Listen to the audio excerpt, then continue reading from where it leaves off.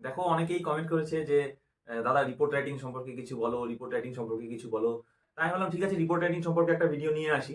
তো আজকে আমি রিপোর্ট রাইটিং সম্পর্কে কিছু কথা বলবো এবং টিপস দিব। আর হচ্ছে তোমার রিপোর্টের যে ইম্পর্টেন্ট টপিকস, এটাও বহু মানে অনেকেই জানতে চেয়েছে। ইমেলও এসছে এই সম্পর্কে যে একটা রিপোর্ট রাইটিং এর টপিকের একটা লিস্ট বা কিছু এরকম দিয়ে দেয়। তো আমি একটা মোটামুটি, খুব বেশি বড় লিস্ট না, একটা মোটামুটি লিস্ট নিয়ে এসেছি। আর হচ্ছে যে রিপোর্ট রাইটিং সম্পর্কে আমি কিছু কথা বলবো যেটা আমার মনে হয় পরীক্ষার খাতাতে তোমাদের কাজে লাগবে। তো দেখো, রিপোর্ট রাইটিং এ আমি তোমাকে প্রথমেই যেটা বলবো যে ইংরেজির রিপোর্ট লেখার সময় তুমি চেষ্টা করবে যে যাতে 150 ওয়ার্ডস ক্রস না করে। কেন বললাম আমি কথাটা? তার কারণ হচ্ছে যে তোমাকে কিন্তু প্রেসিও লিখতে হবে, ট্রান্সলেশনও করতে হবে। এবার প্রেসি কিন্তু টাইম কনজিউমিং, লিখতে কম হবে কিন্তু ভাবতে বেশি হবে। আর ট্রান্সলেশনের ক্ষেত্রে ধরো তুমি ট্রান্সলেশন করছো করছো, কোনো একটা ওয়ার্ড আটকে গেল, এটার ওয়ার্ডটা যেন কি ছিল মনে পড়ছে না, সেই ক্ষেত্রে কিন্তু তুমি আটকে যাবে। এবার কি, লেখাটা কম কিন্তু তোমাকে কিন্তু ভাবতে বেশি হবে, এই ভাবার জন্য কিন্তু সময় লাগবে। আবার রিপোর্টও তো তোমাকে কিছুটা ভাবতে হবে। তার মানে এই সমস্ত ভাবাকে বাদ দিয়ে তারপর তোমাকে যখন লিখতে হবে, তাহলে কিন্তু তুমি যদি লেখাটাকে বেশি লেন্দি করতে যাও তাহলে কিন্তু হবে না। এবার যারা খুব ভালো লিখতে পারো, যারা ধরো খুব মানে একদম খুবই ভালো লেখে, একদম খুব 1 মিনিটে প্রায় 20-25টা ওয়ার্ড লিখে ফেলতে পারে, এরকম যাদের ক্যাপাসিটি, তারা মোটামুটি লিখতে পারো। 200-র বেশি যাওয়ার তো কোনো প্রয়োজনই নেই। এবার ব্যাপার হচ্ছে যে মূল ব্যাপারটা কি, যে তোমার মানে মাথা আর হাত দুটার জন্য একসাথে সাইমালটেনিয়াসলি কাজ করে। তো এটার জন্য তোমাকে প্রচুর প্র্যাকটিস করতে হবে। এবং তুমি রিপোর্ট মোটামুটি পড়ে গিয়ে একটা, তোমার যদি মানে রিপোর্ট পিএসসি পরীক্ষাতে যদি তুমি ট্রেন্ড ফলো করো, ধরো গতবারেরটাই যদি আমি ধরি, 2019 সালে যে পরীক্ষাটা ছিল, কি ছিল, দুই রকমের ছিল। একটা হচ্ছে কারেন্টের উপরে বেস করে, কারেন্ট অ্যাফেয়ার্স বা টপিক বলতে পারো, আরেকটা হচ্ছে ট্র্যাডিশনাল ফায়ার অ্যাক্সিডেন্টের উপরে বোধহয় ছিল, গোডাউনে ফায়ার অ্যাক্সিডেন্ট এরকম টাইপের ছিল। আমি স্ক্রিনে দিয়ে দেবো কোশ্চেনটা।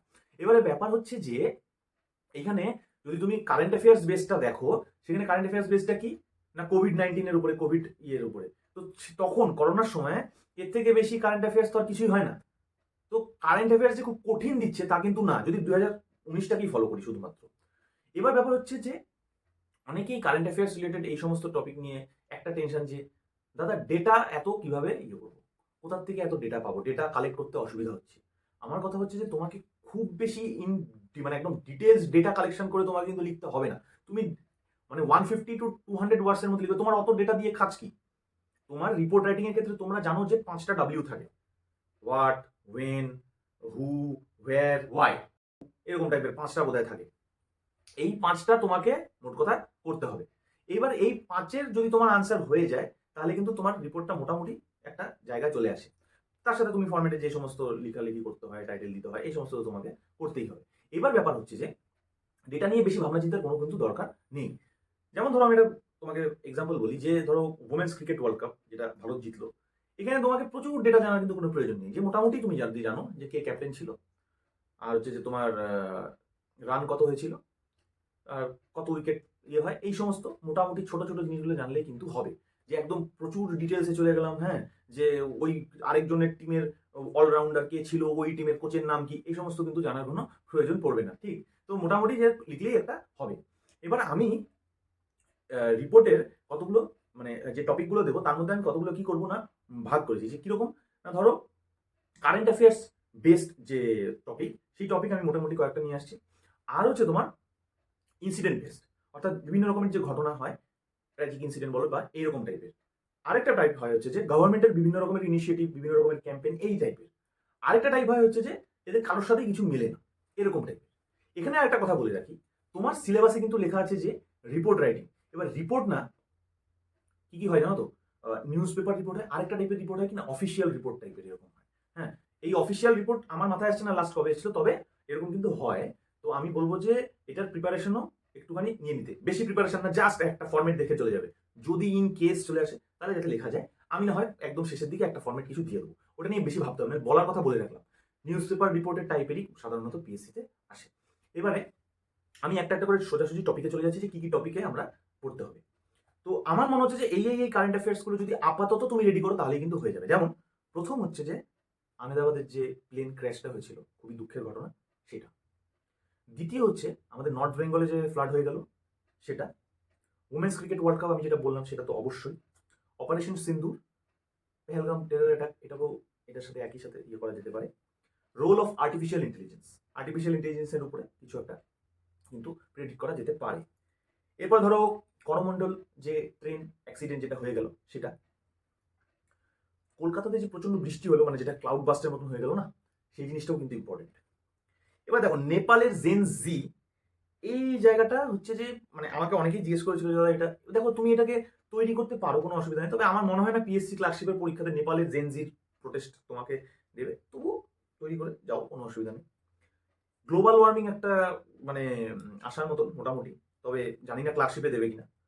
ক্লাইমেট চেঞ্জ, এটাও একটা মানে মোটামুটি টপিক, এটাকেও তৈরি করা যেতে পারে, তবে এটাও ক্লার্কশিপের জন্য একটু মানে ভারী টপিকই হয়ে যায়, মানে তবে কি কিছুই বলা যায় না, কারণ যখন ক্যান্ডিডেট অনেক তখন মানে কম্পিটিশনকে কমানোর জন্য কঠিন টপিক দিলেও দিতে পারে, বলা যায় না, তবে না দেওয়ার চান্স বেশি। এবারে ট্র্যাজিক ইনসিডেন্টস যে সমস্ত হয় সেই সমস্ত একটা লিস্ট দিয়ে দিচ্ছি।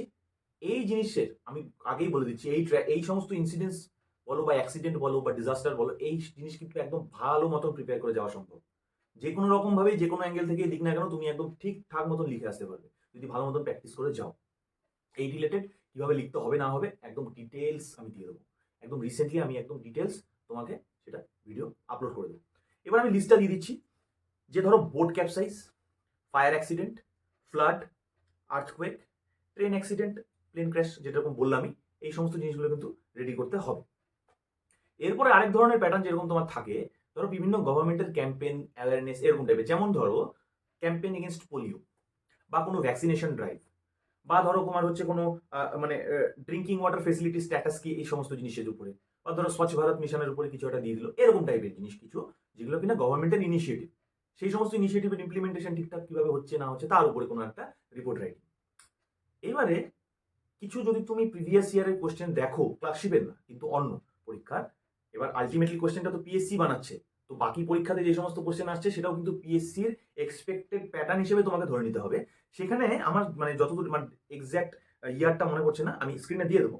সেটা হচ্ছে যে মনে হয় ডাব্লিউবিসিএস কি কোনো একটা হবে, সেখানে shifting zoo to a suitable place outside the metropolis, এরকম একটা রিপোর্ট রাইটিং এসেছিল।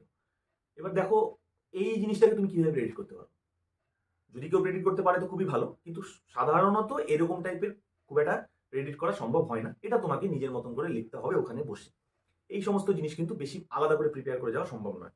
তারপর যেরকম একটা ছিল scarcity of blood in blood bank, এটা খুব আনকমন না, তবে হ্যাঁ যে মোটামুটি কোনো একটা ইয়ের মধ্যে ওইভাবে রাখা যায় না, সেট করা যায় না, তো এরকম টাইপের কিছু কিছু জিনিস আসতে পারে। আমি তোমাদেরকে যেই সাজেশনটা দেবো তোমরা যেটা ফলো করো সেটা হচ্ছে যে এই যে ইনসিডেন্টস যে সমস্ত আমি বললাম না, ফ্লাড, আর্থকুয়েক, তারপর হচ্ছে তোমার ফায়ার অ্যাক্সিডেন্ট, এই সমস্ত জিনিস তুমি ভালো মতন রেডি করো, একদম ভালো মতন। আর কারেন্ট অ্যাফেয়ার্সের মধ্যে যেগুলো সব থেকে বড় বড় কারেন্ট অ্যাফেয়ার্স 2025, সেই জিনিসগুলোকে তুমি রেডি করো। এবার তুমি পরীক্ষাতে যেরকমই আসুক না কেন তুমি একটা কিছু মোটামুটি লিখে আসতে পারবে, ঠিক তো। এই হচ্ছে মোটামুটি রিপোর্ট রাইটিং এর ইয়ে। আর আমি তো আবারও বলে দিচ্ছি যে রিপোর্ট রাইটিং এর আমি একদম ডিটেইল ভিডিও তোমাকে দিয়ে দেবো, যে কিভাবে লিখতে হবে, যে তোমাকে লেখাটা কিভাবে লেখা উচিত সেই জিনিসটা সম্পর্কে আমি ডিটেলস আমি তোমাকে দিয়ে দেবো নেক্সট ভিডিওতে।